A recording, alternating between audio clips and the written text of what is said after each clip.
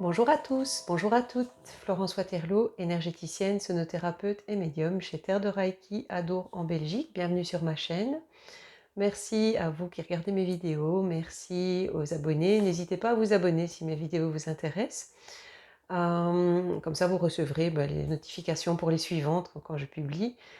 Et soyez les bienvenus pour ceux qui voient mes vidéos pour la première fois.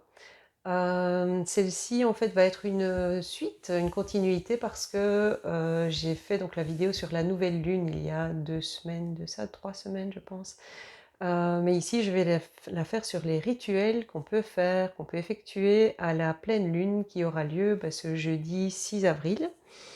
Alors c'est la pleine lune sous le signe de la Balance, c'est ce qu'on appelle aussi la lune rose ou la lune rousse. Parce que c'est vrai qu'elle prend des teintes assez rosées le matin, c'est assez joli si vous la voyez. Et puis elle est dans une zone assez proche de la Terre, ce qui fait qu'elle a l'air très volumineuse quand vous la voyez le matin.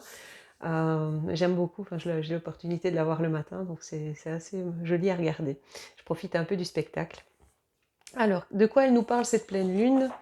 Elle va nous parler d'action, d'apprentissage, de formation, de changement d'ampleur dans les relations et en amour, de changement de look, de renouveau, évidemment c'est le printemps donc on en profite, d'opportunités commerciales, de récolte par rapport aux efforts antérieurs fournis surtout.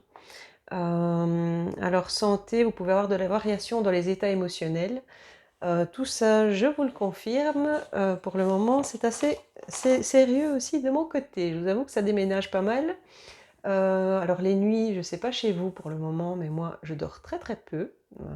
Pas que je dors spécialement mal, mais je dors très peu.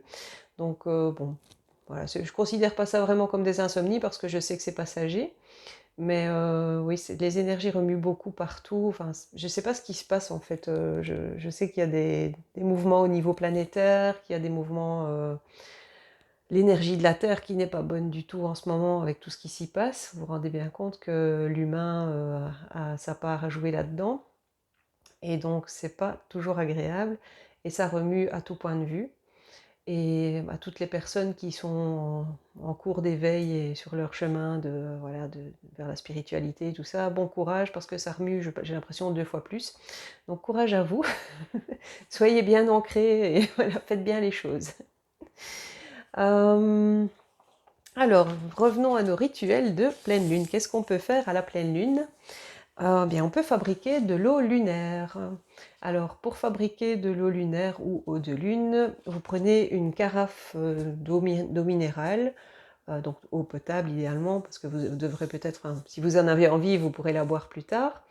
Et en fait, cette carafe d'eau, vous la mettez au rayon de lune pendant toute une nuit. Et comme ça, elle chargera en fait à l'énergie de la pleine lune et ça vous ramènera un petit peu de peps quand vous la boirez. Vous pourrez aussi l'utiliser pour purifier vos minéraux. Donc quand je dis minéraux, ça inclut pierres, cristaux, etc. Tout ce dont vous vous servez, les bracelets aussi, tout ça, quoi. Ça peut aussi vous servir pour arroser les plantes, ça leur mettra aussi un peu d'énergie, elles en ont besoin. Donc voilà, pour l'eau lunaire, c'est très utile.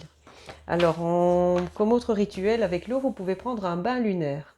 Bon, je ne vous demande pas de vous baigner dehors à la pleine lune, hein. Bon, si vous avez l'opportunité d'avoir une baignoire, ça peut servir. Un bain agrémenté d'huile essentielle, d'herbes fraîches, donc telles que la sauge, le romarin, la lavande. Vous pouvez aussi mettre des minéraux et du sel. Ça vous aide aussi à purifier un peu. Et moi, je mets du gros sel de l'Himalaya dans mon bain, j'adore ça. Et c'est vrai que on se sent. Enfin, moi, je demande à l'eau en fait de me purifier, et c'est vrai que je me sens bien après un bain en général. Voilà pour le bain lunaire. Vous pouvez aussi, bon ça c'est à chaque, moi je le fais à la pleine lune, à la nouvelle lune, vous pouvez purifier à la sauge, au bois Palo Santo, à l'encens, vous-même, vos cristaux, vos cristaux, vos minéraux, tout ça. Vous pouvez purifier vos lieux, les lieux là où vous travaillez, si vous travaillez dans les énergies, vous en avez besoin aussi. N'hésitez pas à purifier régulièrement. Donc, sachez juste qu'à la pleine lune, ce sera amplifié d'un point de vue purification. Alors, recharger les cristaux. Donc la pleine lune, c'est vraiment la période idéale pour recharger les cristaux à la lumière de la pleine lune. Même si elle est voilée, faites-le, elle dégage l'énergie nécessaire. Donc vous pouvez, soit vous les mettez à l'extérieur, moi je les mets sur une appui de fenêtre à l'intérieur parce que je suis en ville donc c'est pas évident et je les place à la lumière de la lune donc pendant toute une nuit et je les retire le lendemain matin, comme ça ils se sont chargés convenablement et bien costauds. Alors, qu'est-ce que vous pouvez faire d'autre? Eh bien vous pouvez écrire une lettre à la pleine lune, une lettre de vœux. Donc pour demander à la pleine lune, tout ce que vous voulez. Moi je remercie toujours en commençant, donc j'envoie plein de gratitude pour tout ce qui a été effectué pour moi, tout ce qui a pu m'être apporté de bénéfique ou d'apprentissage simplement dans ma vie. Et puis je demande, en fait, je fais mes vœux de pleine lune, quoi. Je demande les choses que je voudrais voir se réaliser. Vous pouvez vous placer tranquillement avec une bougie, un peu d'encens et tout ça, et vous pouvez écrire vos vœux de pleine lune à ce moment-là. Ça vous permet de vous accorder du temps aussi. Outre la lettre, vous pouvez faire une méditation avec le même principe. Donc la méditation, petite bougie, encens, vous vous mettez bien. Vous pouvez mettre une petite musique.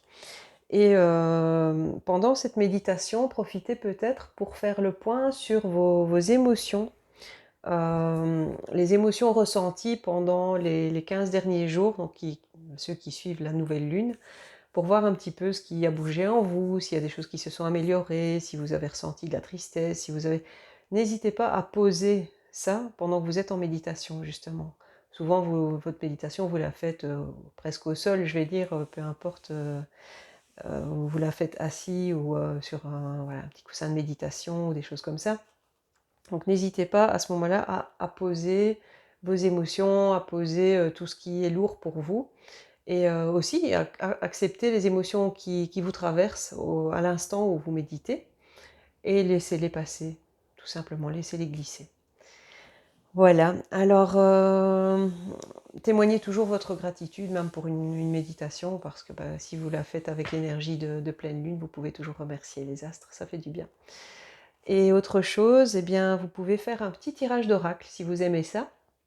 Tirage d'oracle ou de tarot, comme vous préférez, ou les deux, peu importe, pour un petit peu avoir une guidance conseil sur ce qui peut arriver, voilà, sur ce que vous pourriez mettre en place, ce que vous pourriez faire, une petite guidance.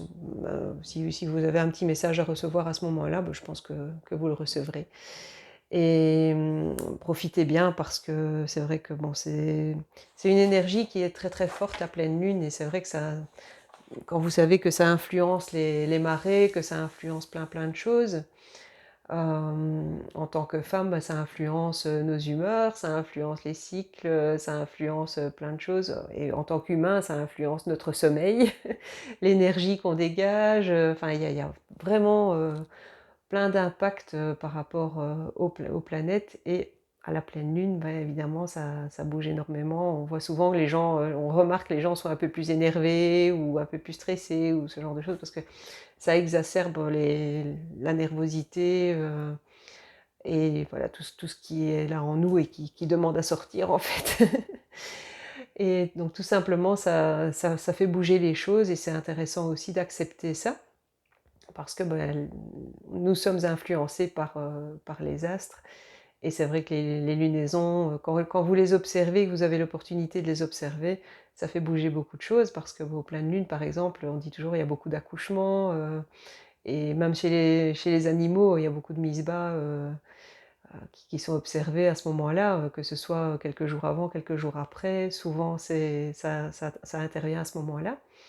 Et, et c'est vrai que prenez compte un petit peu, si vous avez l'opportunité, regardez, observez les lunaisons et observez votre comportement et vous verrez les différences entre la nouvelle lune, la pleine lune et les cycles entre eux, les cycles intermédiaires. Moi, je le remarque par exemple, à la nouvelle lune, je dors bien. La nuit de la nouvelle lune, je dors très très bien. Non, je dors très mal, pardon. Et c'est à la nuit de la pleine lune, je dors bien. C'est inversé par rapport à beaucoup de gens, mais moi, à la pleine lune, souvent, je dors bien, vivement jeudi. Pour le moment, je vous avoue que j'en ai besoin. Donc vivement jeudi pour que j'ai une nuit complète et je vous souhaite pareil. J'espère que vous dormirez bien et que vous ne serez pas trop remués.